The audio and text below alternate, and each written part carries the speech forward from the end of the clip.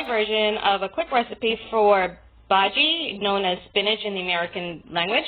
We're going to use a quarter of onion. We're going to have hot peppers, and I have my garlic.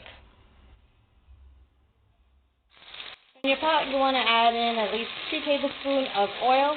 You're going to go ahead with your onions, let it saute to break down, and you're going to add your garlic. After that, we'll add our spinach. After your onion and garlic and pepper has been sauteing for about a minute, you want to go in and put in your spinach. And today I'm using frozen spinach. Then toss this up with a pinch of salt to your taste, and they should be cooking about 10 to 15 minutes.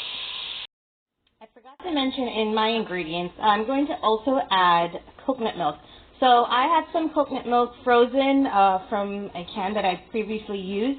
So I just keep it in the freezer and use it whenever I need it. So here I'm going to add it to my dish.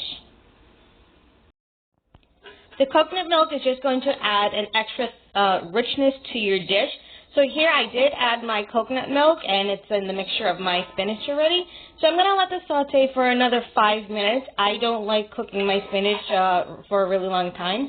So, and since this is frozen spinach, it does not need a lengthy time to be cooked. So I'll show you my final product in a few.